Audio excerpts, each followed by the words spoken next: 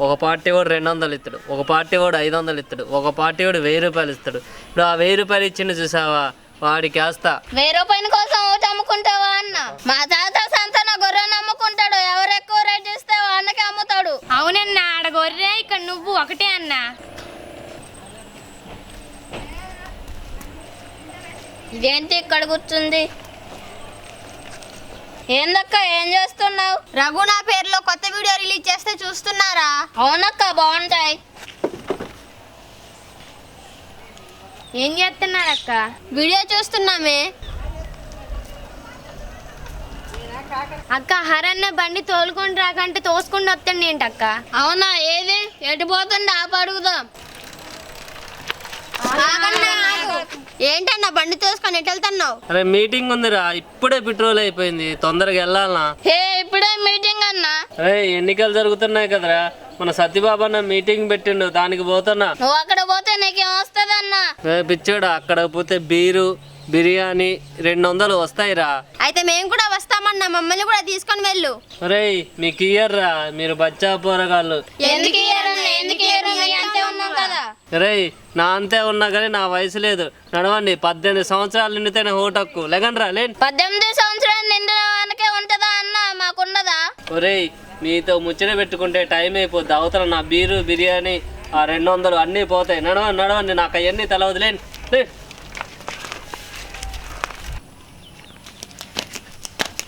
Out out తగిలింది తగలేదు. తగిలింది నేను చూడలేదా? తగలేదు. నువ్వు అవుట్ అయినవే. అవుట్ కాలే, తగలేదు. ఆగాగవే, ఆరన్న వస్తాడు. అరే ఏందిరా మళ్ళాపారు? మళ్ళీ పోతున్నావన్నా? అరే తమ్ముడు తప్పుకో, మీటింగ్కి వెళ్తున్నారా? మళ్ళీ మీటింగ్ అన్నా? అది కాదు కీర్తి, ఇది వేరే మీటింగ్, తప్పుకోండి, నేను తొందరగా వెళ్ళాలి. నిన్ననే వెళ్ళినావుగా అన్న మీటింగ్ కి. ఇది ఆ మీటింగ్ కాదురా, ఇది రెడ్డమ్మ మీటింగ్, తొందరగా తప్పుకోండి, వెళ్ళాలి. అన్న నువ్వు ఈ మీటింగ్ పోతే నీకేం వస్తుంది అన్న? ఒరేయ్ ఈ రెడ్డమ్మ మీటింగ్ పోతే బీరు బిర్యానీ 400 ఇస్తుందిరా. ఆయన కంటే 200 ఎక్కువే కదన్నా. అందుకే పోతున్నారా, తప్పుకోరా, మళ్ళా లేట్ అయితే అన్నీ పోతాయి. తప్పుకున్నాడు. మనకు కూడా ఓటక్కుంటే బాగుందిగా అక్క. ఓటక్క నీకెందుకు రప్పించాడా ఓటక్కు? ఒకరిని మీటింగ్ పోతే 200, ఇంకొకరిని మీటింగ్ పోతే 400, రోజు 600 వస్తున్నాయి అక్క. మనం చక్కగా పప్పుని తినొచ్చు. అవునరా, మనకు కూడా ఆధార్ కార్డులో ఏజ్ ఎక్కువ ఉంటే బాగుండు. సర్లే కానీ ఇంకా పోదాం పదండి రా. అదక్క.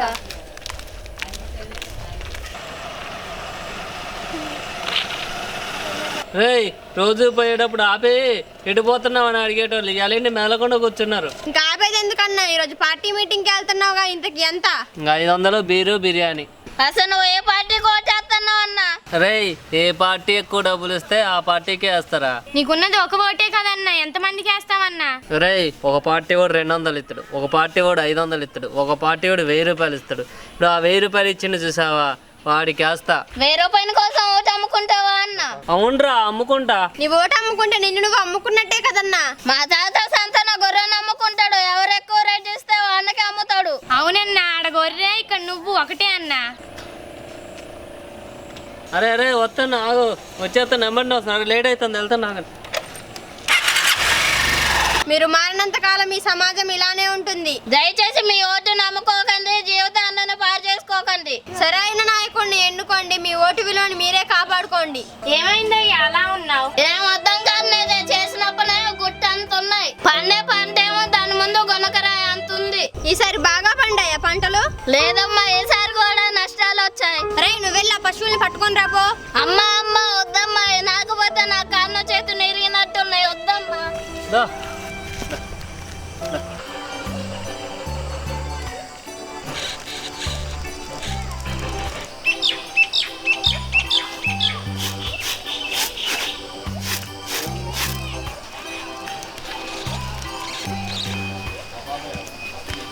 ఏమయ్యా ఏంది ఆయన పిలిచినా పలకట్లేదు?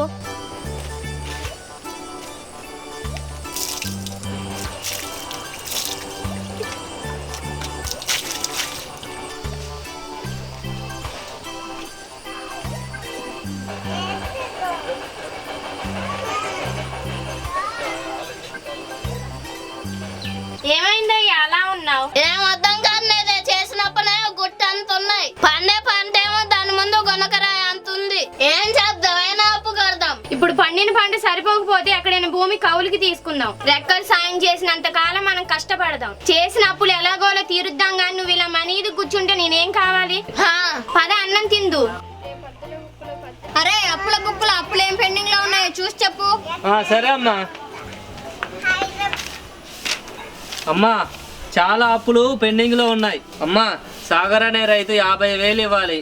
రఘు అనే రైతు 2 సంవత్సరాల నుంచి వడ్డీ కూడా కట్టట్లేదు. మరి నువ్వేం చేస్తున్నావు? వెళ్ళి అడగాలి కదా, గాడులు కాస్తున్నావా? అమ్మా మీరు చెప్పలేదు కదమ్మా. ఇప్పుడు చెప్తున్నాగా, ముందు ఆ సాగర్ గారి దగ్గర డబ్బులు వసూలు చేయాలి, తర్వాత ఆ రగ్గాడి సంగతి చూద్దాం. అలాగే అమ్మా, పదండి అమ్మా.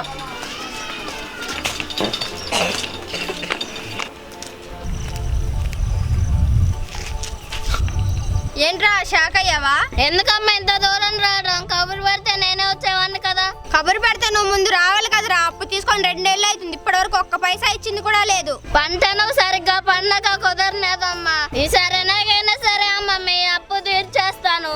ఈసారి బాగా పండాయా పంటలు? లేదమ్మా, ఈసారి కూడా నష్టాలు వచ్చాయి. మరి ఎలా తీరుస్తావురా అప్పు?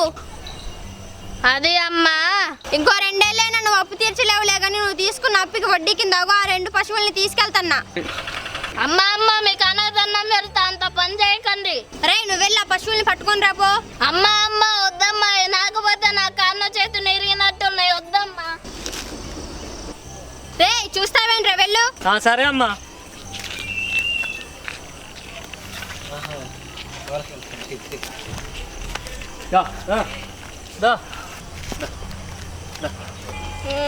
అప్పు తీర్చడం చేత కానప్పుడు అప్పు చేయడం ఎందుకు? తీసుకొని బతకడం ఎందుకు?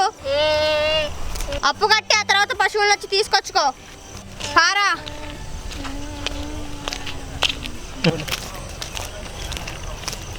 అమ్మా ఎటు పోతారు? ఇదే సాగరాలు ఇల్లు. నమస్తే అమ్మా. నమస్తే. ఈ నమస్తేలకి ఏం తక్కువ లేదులే కానీ బాకీ డబ్బు లేదురా. అమ్మా పంట చేతికి వచ్చిందమ్మా, కోయగానే మొత్తం అమ్మేసి నీకే ఇస్తానమ్మా. అమ్మేసి నాకే ఇస్తావా లేక అమ్ముకొని నువ్వే తింటావా? అంతా నాకు తెలియదులే కానీ అరే వాడి ఇంటికి తాళం పెట్టరా. సరే అమ్మా. అంత పని చేయకండి అమ్మా, మీకు దండం పెడతాను.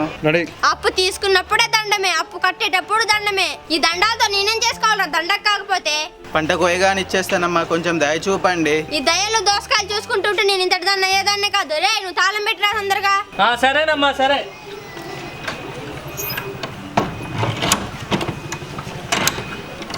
ఇదిగో అమ్మా. అప్పు డబ్బంతా ఇచ్చేసి ఇదిగో ఈ తాళం చెవి తీసుకొని వెళ్ళు.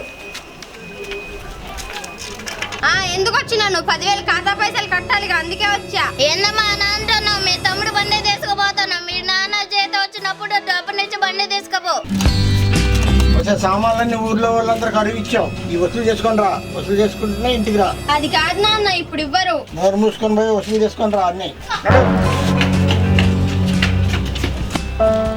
అబ్బా ఈ బుక్కులో డబ్బులు ఎప్పుడు వసూలు అవుతాయో, నేను ఎప్పుడు ఇంటికి వెళ్తానో. ఇలాగైతే నేను అసలు ఇంటికి పోనట్టే.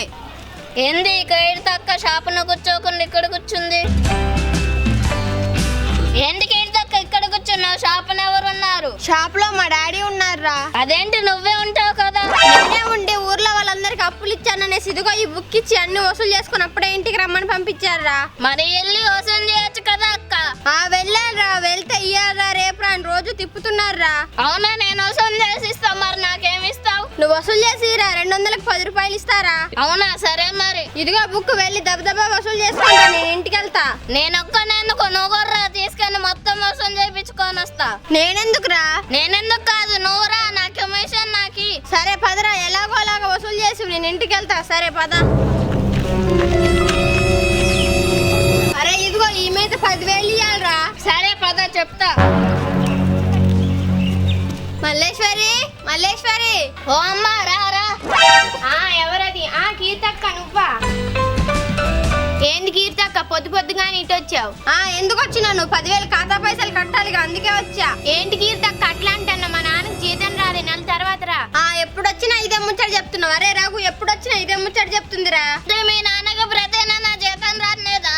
వత్తది. మరి ఇవ్వచ్చు కదా. మా నాన్న జీతం అంతా ఖర్చు అయిపోయింది, అందుకే వచ్చే నెల రమ్మంటున్నా. ఏంటమ్మా అని అంటారు? పెద్దగా కొత్త షాప్ పెట్టారు. అరువు తెచ్చుకొని మెదనుకోకుండా ఉంటే వీళ్ళు సామాన్ ఎట్లా తెచ్చుకుంటారు? ఎట్న బతుకన్నా మరి ఎట్న సామాన్ కొన్నారా? అదేంటి కీర్తక్క మేమేమి నెగ్గొడతాను? మా నాన్న జీతం రాగానే ఇస్తామని చెప్పాం కదా. ఇస్తావని ఏదైనా గుంజా పోవాలా? అదేంటి అలా మాట్లాడుతున్నావు? మాట్లాడుతున్నావు? మీరేం అప్పును తీసుకొని బానే ఉంటున్నారు, వాడినానే అప్పును వసూలు చేసుకొని రానికి ఎంతేశారు. నేను ఇచ్చే 10,000 కోసం మీరు నేను మాట్లాడతారు, ఏం చేసుకుంటారు చేసుకోండి. ఏంట్రా రఘు, వచ్చే డబ్బులు కూడా రాకుండా చేసేటట్టున్నావు కదా. ఏం కాదక్క, నా దగ్గర ఇంకో ప్లాన్ ఉందిలే. అరే తొందరగా ఏదో ఒకటి చేయి, లేకపోతే మా నాన్న ఇంటి గడప కూడా తొక్కనివ్వడు నన్ను. ఏందమ్మా నాన్నతో మీ తమ్ముడు బండి తీసుకుపోతాను, మీ నాన్న చేత వచ్చినప్పుడు డబ్బునిచ్చి బండి తీసుకుపో. అట్లనే తీసి 10,000 గురించి నన్ను నమ్మలేదు కదా, ఇంకోసారి నీ షాప్కి రాని చూడు. వరే ఏంద్రా రఘు. ఏ అప్పును తీసుకున్నట్టు నీ షాపుకి ఎందుకు అక్క, పద బండి తీసుకుపోదాం. సరే పదరా.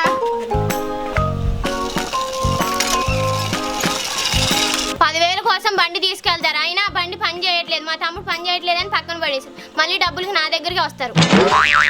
అరే రఘు, ఇంతకు మనం ఈ బండి బాగానే పట్టుకొని వస్తున్నాం కానీ అది వచ్చి డబ్బులు ఇచ్చి బండి తీసుకొని పోద్దంటవా? ఏ డబ్బునిచ్చి బండి తీసుకుపోతే పెనగానికి రెంట్కి ఇస్తాం, ఫుల్గా డబ్బులు వస్తాయి. సరే అవునరా, పద పద.